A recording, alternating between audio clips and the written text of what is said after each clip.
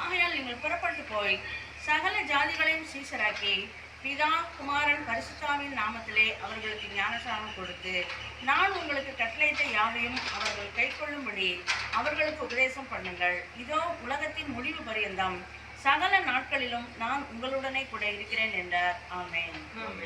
அஸ்வின், என் ஆண்டவராய் இயேசு கிறிஸ்துவை முழு மனதோடு கூட ஏற்றுக்கொள்கிறாயா? அவருடைய பிறப்பு, அவருடைய ஊழியங்கள், அவருடைய கல்வாரி சிலுவையுடைய பாடுகள், அவருடைய மரணம், அவருடைய அடக்கம், அவருடைய உயிர்த்தெழுதல், அவருடைய வருகையை நீ விசுவாசிக்கிறாயா? திருச்சபையின் சட்டங்களையும் நீ ஏற்றுக்கொள்கிறாயா?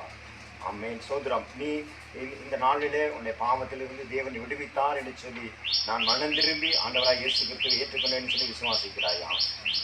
நீ ஞானஸ்நானம் எடுத்ததுக்கு பிறகு ஒழுங்காய் தவறாமல் ஞாயிற்றுக்கிழமை தோறும் ஆராதனைக்கு செல்வாயா? நீ போகிற இடத்திலே ஊழியக்காரருக்கும் திருச்சபைக்கும் சட்டத்திட்டங்களுக்கு கீழ்ப்படிந்து நடப்பாயா?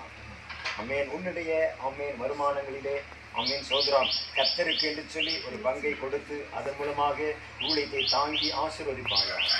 அம்மேன். நல்ல தேவனே, ஆண்டவரே, அஸ்வினை பிதா குமாரன் பரிசுத்த ஆவியின் நாமத்தினாலே